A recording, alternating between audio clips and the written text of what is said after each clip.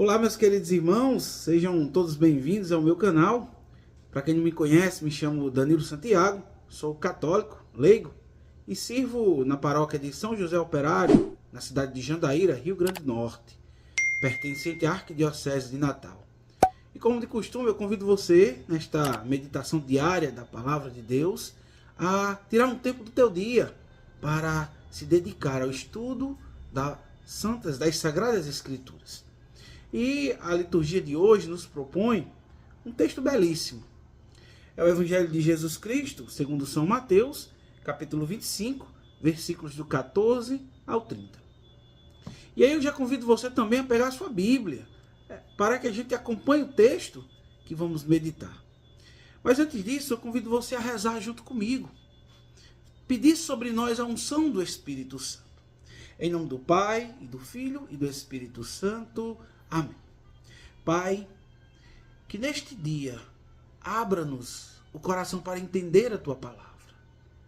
E que ajuda-nos, Senhor, aos dons, aos talentos que nos dás, que a gente utilize para o serviço do outro, para que a gente utilize para a santidade. E que esta palavra possa fecundar os nossos corações. Amém. Em nome do Pai, do Filho e do Espírito Santo. Amém. Vamos ao texto.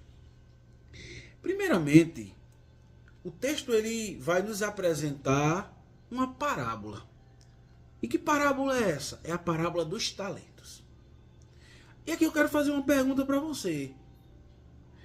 O que você está fazendo com os talentos ou com o dom que Deus confiou a você? Vamos ao texto.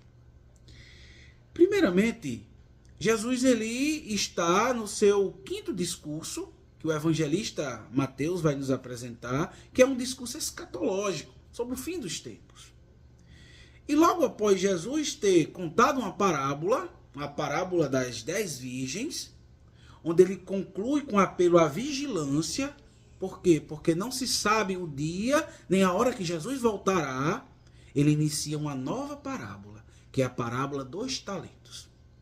Agora vamos entender o que é uma parábola. Uma parábola, ou a palavra que vem do termo grego, parabolê, significa comparação, semelhança ou uma alegoria.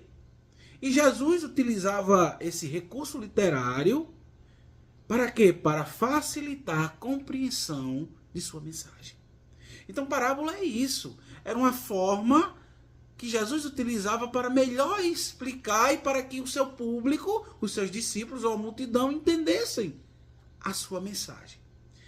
E o que acontece com o versículo 14?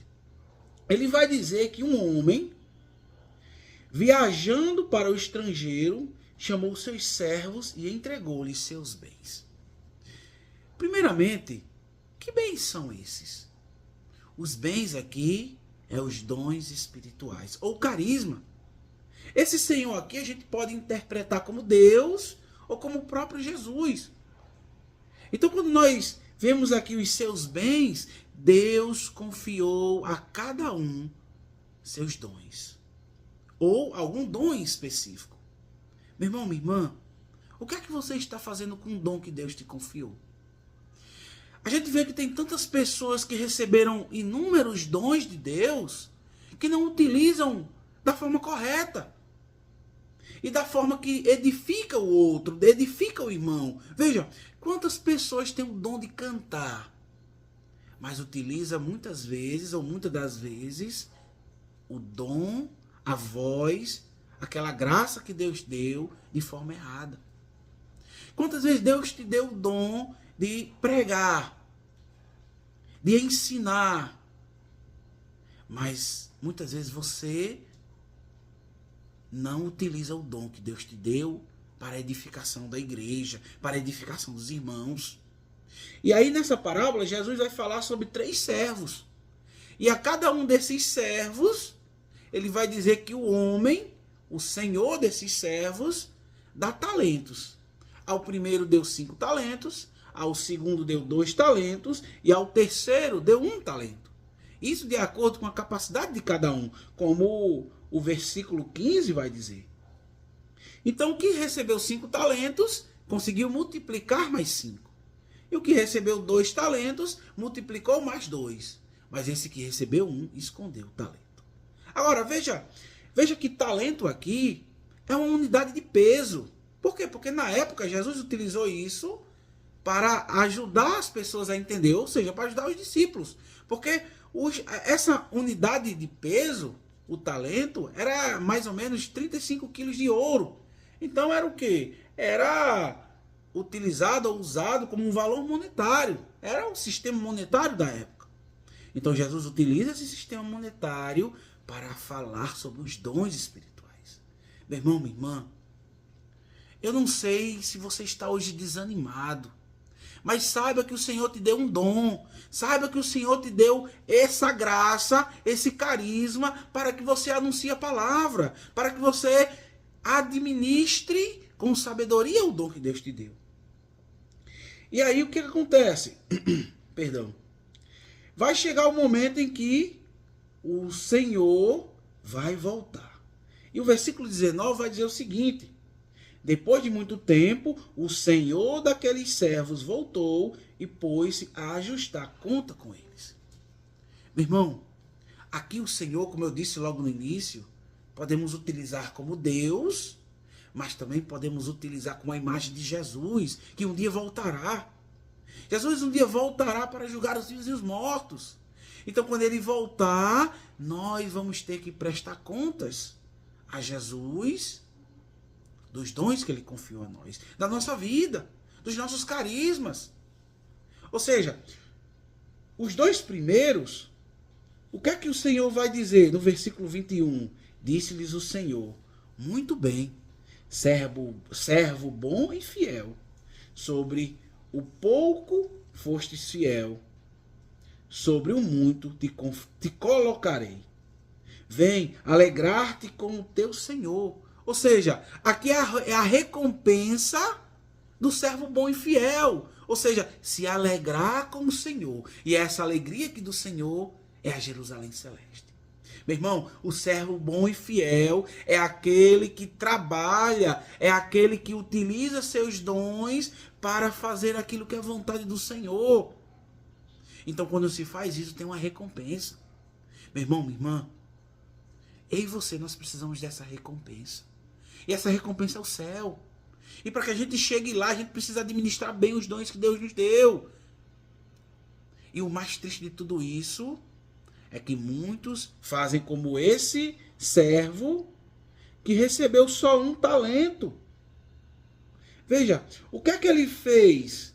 O versículo 18, eu vou voltar um versículo para a gente entender o que esse servo fez.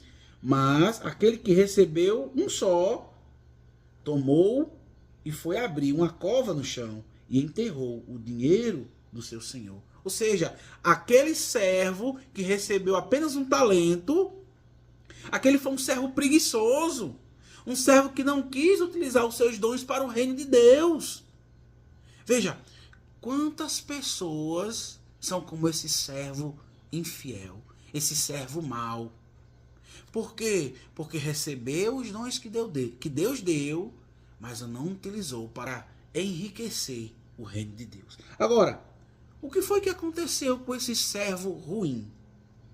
E a gente tem isso a partir do versículo 28, onde vai dizer o seguinte: tirai-lhes o talento que tem e dai-o àquele que tem 10, porque a todo aquele que tem será dado e terá em abundância, mas aquele que não tem, até o que tem lhe será tirado. Aí nós vamos para o versículo 30, que é que a gente tem a recompensa do servo mau.